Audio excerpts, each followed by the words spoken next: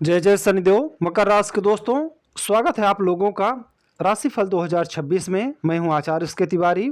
आप देख रहे हैं कायाकल्प ज्योतिष। दोस्तों, आज हम आपके लिए लेके आए हैं वार्षिक राशिफल 2026 मकर राशि वालों के लिए कैसा रहेगा, क्या उतार चढ़ाव आएगा इस साल, कौन कौन सी उपलब्धियां हासिल करेंगे और क्या अच्छा और बुरा आपके साथ हो सकता है, उसके लिए क्या सावधानी रखें और क्या उपाय करें। सारी बातें आज की वीडियो में हम आपको बताएंगे।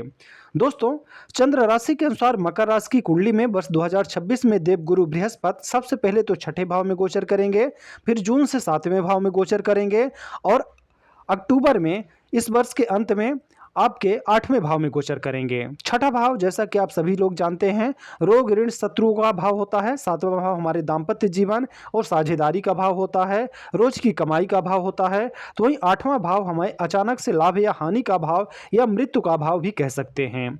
यदि हम शनिदेव की बात करें तो यह पूरे साल आपकी कुंडली के तीसरे भाव में गोचर करेंगे, क्योंकि इस साल 2026 में शनिदेव का कोई भी गोचर नहीं होगा, जबकि राहु एवं केतु क्रमशः आपके दूसरे भाव और आठवें भाव में विराजमान रहेंगे। तो आइए जानते हैं मकर राशि का वार्षिक भविष्य फल इन ग्रहों के बीच में किस प्रकार से होगा।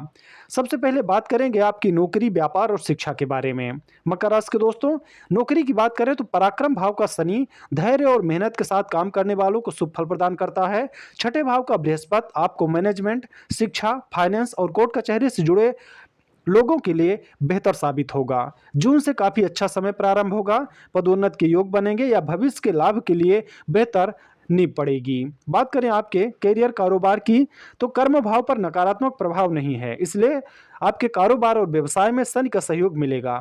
आप थोड़ी बहुत मेहनत के अनुसार शुभ फल प्राप्त कर सकेंगे। व्यापार में कुछ नया करने या नई पार्टनरशिप में काम करके सफलता हासिल कर सकते हैं। बृहस्पति ग्रह आपका मुनाफा बढ़ाने में हर प्रकार का सहयोग करेगा। अगर शिक्षा की बात करें तो पंचम भाव पर शनि की दृष्टि के चलते आपको थोड़ी सी पढ़ाई में लापरवाही महंगी पड़ सकती है, इसलिए अगर आप छात्र हैं, पढ़ाई कर रहे हैं तो लापरवाही बिल्कुल ना करें। बृहस्पति के कारण प्रतियोगी परीक्षाओं में सफलता मिल सकती है। हालांकि शिक्षा के क्षेत्र में वर्ष 2026 आपको औसत फल प्रदान करेगा। आपको कड़ी मेहनत करनी होगी, ध्यान भटकाने वाले साधनों से थोड़ा दूर रहना होगा।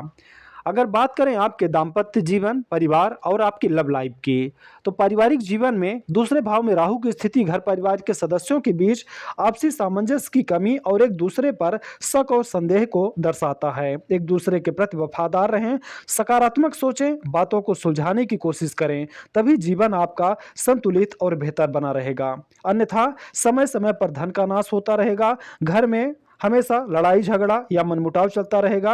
हालांकि यदि बृहस्पति को आप अच्छा बनाते हैं तो छठे और आठवें भाव की बृहस्पति के कारण राहु आपका थोड़ा कंट्रोल में रहेगा। बात करें आपके दाम्पत्य जीवन की और वैवाहिक सुखों के बारे में, तो देवगुरु बृहस्पति सातवें भाव में उच्च के हैं, जो दाम्पत्य जीवन में चार चांद लगा देंगे, लेकिन ये जून के बाद होगा। यदि अब तक कोई परेशानी रही है तो अभी भी वो परेशानी आपके जीवन में चलती रहेगी, लेकिन जून के बाद आपका दाम्पत्य जीवन बहुत बेहतर साबित होगा। अविवाहित हैं तो विवाह के योग बनेंगे। सगाई और विवाह के बीच लंबा अंतर न रखें, क्योंकि तीसरे भाव का शनि रिश्ते में समस्या पैदा करके आपका सगाई तोड़ भी सकता है। इसलिए अगर सगाई हो जाए या तो बात तय और पक्की हो जाए तो जल्द से जल्द विवाह करने का प्रयास करें। बात करें आपके संतान के बारे में, तो पंचम भाव पर शनि की दृष्टि के चलते संतान की ओर से कोई समस्या आ सकती है। उनकी सेहत और करियर को लेकर आप चिंतित रह सकते हैं। उनकी पढ़ाई लिखाई को लेकर भी आप परेशान दिखाई दे सकते हैं। जो बच्चे जिस स्तर पर होंगे उसी स्तर पर आपको परेशानी हो सकती है। अगर छोटे बच्चे हैं तो उनके स्वास्थ्य संबंधी दिक्कत हो सकती है, और अगर बड़े हैं तो उनके शिक्षा और करियर संबंधी परेशानी हो सकती है। बृहस्पति को शुभ बनाने से आपकी यह समस्या कुछ हद तक हल हो सकती है।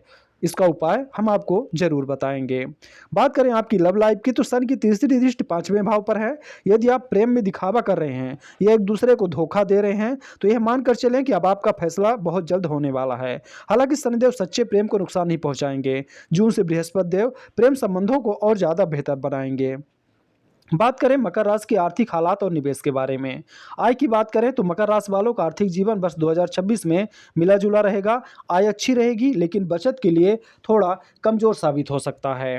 हालांकि गुरु ग्रह की शुभ स्थिति के चलते यदि आप समझदारी से काम लेते हैं तो आय की दृष्टि से साल को बेहतर कहा जा सकता है। निवेश की बात करें तो प्रॉपर्टी और शेयर मार्केट में निवेश से लाभ मिल सकता है।